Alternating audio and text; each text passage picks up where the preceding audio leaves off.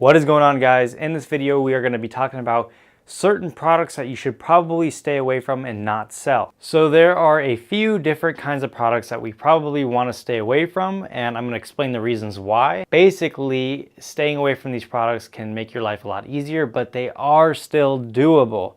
So I don't want you to limit yourself and say, okay, Riley said don't do it, so I can never do one of these products.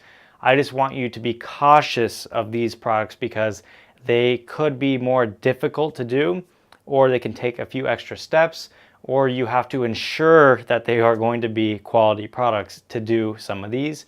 So let's get right into it. Okay, so the first type of product that you should stay away from is going to be breakable items.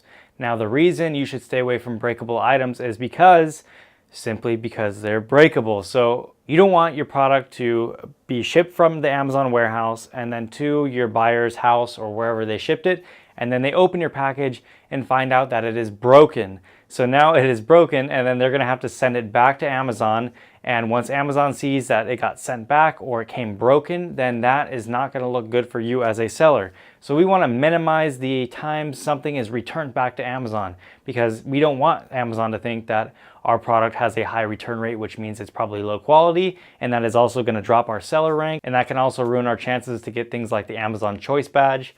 So the point is, we want to probably stay away from breakable items. Now, the only exception to this is we can make sure our packages are shipped extra protected. So we can hire an inspector to make sure that all of our packaging looks extremely protected to where nothing's gonna break, and it's not just, say we're selling glass cups, it's not just a glass cup thrown into a box. Whether it be bubble wrap or newspaper or whatever the case may be, just make sure it is protected and it won't show up to your customer's place broken, because then they're gonna send it back and that will not be good for you as a seller.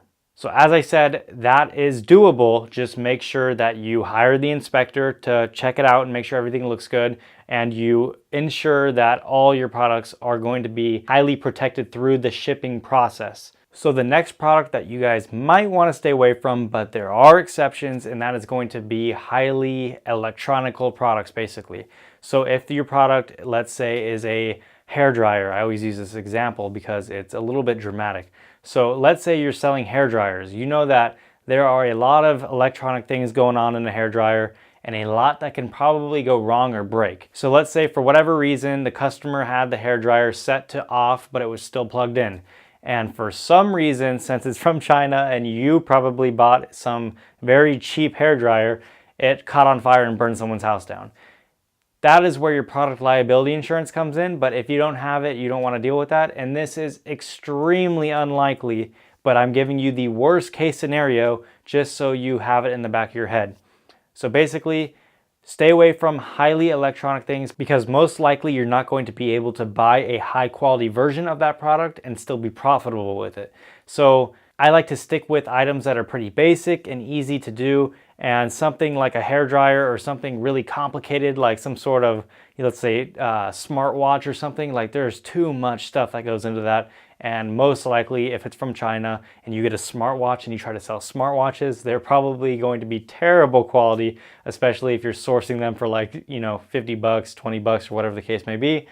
Those products we probably want to stay away from because they're probably not going to work too well for us. But there are exceptions. So if you make sure that you have a high quality of a certain product, and then maybe you have the insurance on top of it if it seems like something that can go wrong with that product easily, and you tested that product to make sure you approve of it, then maybe it could be a good idea. Basically, the point is electronics can't really be cheap, or else they're going to break easy, they're going to break fast, people are going to send them back, and it's going to look bad, and you're going to get a lot of bad reviews.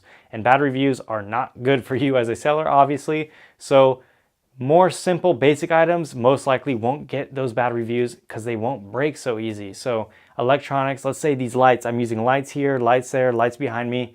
All these different lights, they can so easily break, and it takes a lot more energy and effort into making sure these products are high quality over having something very basic that we don't even have to worry about. Let's say like a plastic bag for the grocery store. Like, you can't really mess that up. But lights, you can mess up very easily. So it takes a little bit more expertise to get into some of these complicated electronic products, but it is doable. Just make sure you're doing it cautiously. The next thing that you are going to probably want to stay away from, and this one I can guarantee that you want to stay away from this, and you do not want to try to find any exceptions, because simply there are going to be none, because it's law. So that is going to be patented products, or anything, maybe a trademark name, anything that you legally are unable to sell. So you're going to be unable to sell anything with an active patent, or you're going to be unable to, let's say, use a certain word in your listing that has a trademark. So let's say I want to sell something that's Star Wars, but it's not branded as Star Wars. I can't put Star Wars into my logo or into my listing title, because Star Wars could be trademarked, and I don't own the rights to that. So I can't brand myself as a Star Wars product or distributor if I'm branding my own things that aren't related to Star Wars or that trademark that they own. For obvious reasons, stay away from things that have an active patent, because you're not able to sell those, and then also stay away from things that are trademarked, and you can still sell those things, just change the name to them and don't use the trademark term. Something else that you should stay away from, this kind of ties into the last one, because there are no exceptions to this as well, and that is going to be restricted or banned items from Amazon. So you cannot sell items that are banned or restricted, obviously, because Amazon banned or restricted them. And there are different things that you can look at. I have a link in the resources down below that shows you banned or restricted products. This also applies to gated categories. So if a category is gated and you are not ungated in it, don't think that you can post that product under another category. So for example, let's say I want to sell shirts like these long sleeve t-shirts, and I am not ungated in clothing. So if I go and try to sell this shirt under cooking wear, then Amazon most likely will catch us eventually, and we will get in trouble, and we will have our listing removed. So do not sell in gated categories that you are not supposed to be selling in, and also stay away from restricted or banned products from Amazon. And also, if there are a lot of listings showing up for something and you think it might be banned, but then it changed your mind because all these other people are selling it, so it must not be banned. Don't listen to that. Just because other people are selling it doesn't mean it's not banned or restricted. That happens all the time, and Amazon can't delete people's listings like in the snap of a finger, so there will always be people selling something banned or restricted. They just have not been caught yet. So just make sure, double check. If your item seems a little bit sketchy or seems like it could be questionable, then double check it just to be safe. The last thing that you're going to want to stay away from is anything that has a lot of variations or is a high quantity product.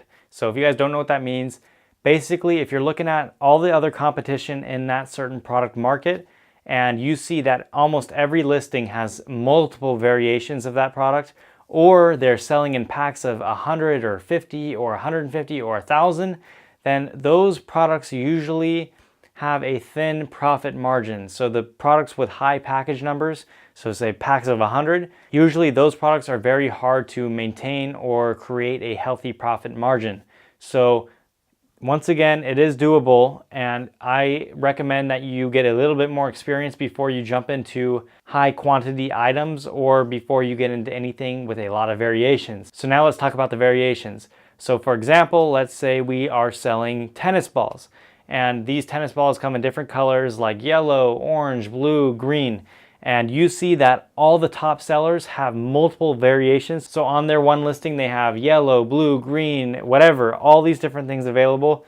Then that means that they kind of dominated that product market already, especially if everyone's already doing it and you don't have the budget to do multiple variations like that. So say you only have the budget to start a yellow tennis ball. You can't afford all these other ones yet. So why would people buy from you if you only have one variation of it over everyone else who has 10 variations or 5 variations, different colors, meaning variations? The point is, they're probably not going to buy from you because all these other listings above you put in a lot more money, or maybe have a bigger budget than you and have different variations, or they've been selling for a while and they already have different variations, and you're only starting with one variation. It's going to be a lot harder for you to compete, only if you have a low budget. If you have a high budget, then this shouldn't be an issue for you. Also, along with the high quantity products that are in packs of 50, 100, or 300, that also requires a bigger budget because you're going to have a smaller profit margin. So if you have barely any money to start, that will be hard to keep your head above the water